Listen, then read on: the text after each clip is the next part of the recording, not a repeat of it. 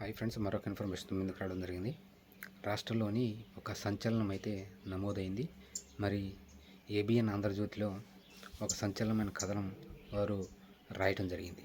ఏదైతే రాష్ట్రంలోని ఐఏఎస్ ఐపీఎస్లు కొంతమంది ఎవరైతే రిటైర్డ్ ఐఏఎస్ గారు మరి జగన్ తరపున వాకాలతా పుచ్చుకొని మరి కొంతమంది గవర్నమెంట్లో ఉన్న ఐఏఎస్లు పరిచయంతో ఉన్న ఐపీఎస్లతో ఒక మీటింగ్ ఏర్పాటు చేశారని ఏబిఎన్ ఆంధ్రజ్యోతి అయితే మరి ఒక సంచలన కథనాన్ని పేపర్లో రాసింది. ఏబిఎన్ ఆంధ్రజ్యోతిలో.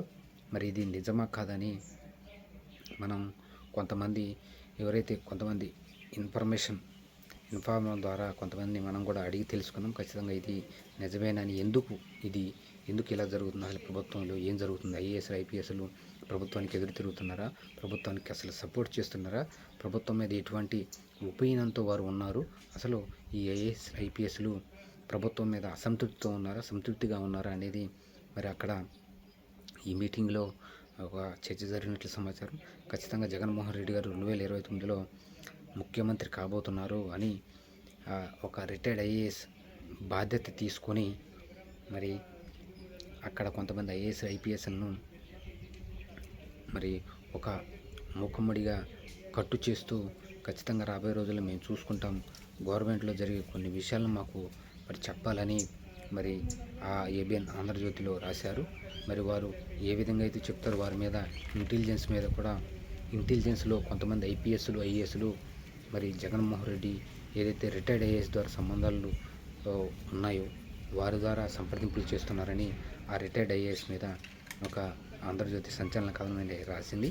అయితే మొత్తానికి ఆ రిటైర్డ్ ఐఏఎస్ ఎందుకు ఇదంతా చేస్తున్నారంటే, ఇప్పటికే కూటమి ప్రభుత్వం చాలా తీవ్రమైన వ్యతిరేకత వచ్చిందని, మేము వైఎస్ఆర్ కాంగ్రెస్ పార్టీ తరఫున సర్వే కూడా చేపించామని, ఖచ్చితంగా రాబోయే రోజుల్లో వైఎస్ఆర్ కాంగ్రెస్ పార్టీ మరింత ప్రజల్లోకి వెళ్ళబోతుందని, 2029లో భారీ మెజారిటీతో వైఎస్ఆర్ కాంగ్రెస్ పార్టీ అధికారంలోకి రాబోతుందని ఆ రిటైర్డ్ ఐఏఎస్ ఓపెన్గానే మరి ఐఏఎస్ల ముందు చెప్పారంట. అయితే ఖచ్చితంగా రాబోయే రోజుల్లో మీకు ఏదైతే సహాయం కావాలో ఖచ్చితంగా నేను చూసుకుంటానని, దీని గురించి జగన్మోహన్ రెడ్డి గారితో కూడా మాట్లాడతానని ఐఏఎస్ చెప్పడం జరిగింది. మరి ఇది ఇలానే కొన్ని మీటింగ్లు జరిగితే ఖచ్చితంగా ఇది ప్రభుత్వంలోని కొంతమంది కీలక వ్యక్తుల సమాచారాన్ని కూడా వైఎస్ఆర్ కాంగ్రెస్ పార్టీకి అందజేసే అవకాశం ఉందని కూడా ఏబిఎన్ ఆంధ్రజ్యోతి రాయటం జరిగింది. ఇది ఇలాగే కొనసాగితే ఖచ్చితంగా ప్రభుత్వ వైఫల్యమే అని అనుకుంటున్నారు. అలాగే రాజకీయ విశ్లేషకులు కూడా మరి కొంతమంది ఎనాలిస్టులు ఎనాలిసిస్ చేసేటప్పుడు కూడా కూటమి ప్రభుత్వం చాలా తీవ్రమైన వ్యతిరేకత ఉందని, సూపర్ 6లోని 2-3 హామీలను కూడా అమలు చేయలేని ఈ ప్రభుత్వం మరి ఇప్పుడు చాలా కూటమిపై తీవ్రమైన వ్యతిరేకతను మూటగట్టుకుంటుందని, రాబోయే రోజుల్లో జగన్మోహన్ రెడ్డి ప్రజల్లోకి వస్తే కూటమిపై మరింత తీవ్రమైన వ్యతిరేకత పెరుగుతుందని మరి రాజకీయ విశ్లేషకులు కూడా భావిస్తున్నారు. ఏదైతే ఐఏఎస్ ఐపీఎస్లు మరి ఈ మీటింగ్ పెట్టారో ఖచ్చితంగా ఇది కూటమి ప్రభుత్వం వైఫల్యమే అని మరి ఏబిఎన్ ఆంధ్రజ్యోతి చెప్పింది.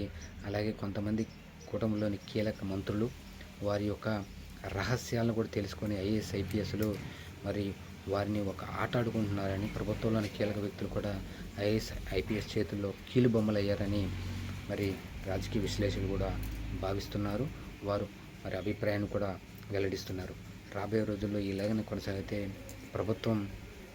ప్రభుత్వంలోని కీలక వ్యక్తులను ఐఏఎస్ ఐపీఎస్లు కూడా మరి శాసించే విధంగా ఉంటుందని మరి రాజకీయ విశ్లేషకులు అభిప్రాయపడుతున్నారు. మరి ఈ యొక్క ఐపీఎస్ల సమావేశాన్ని ప్రభుత్వం ఏ విధంగా మరి తీసుకుంటుందో రాబోయే రోజుల్లో చూడాల్సిన అవసరం ఉంది.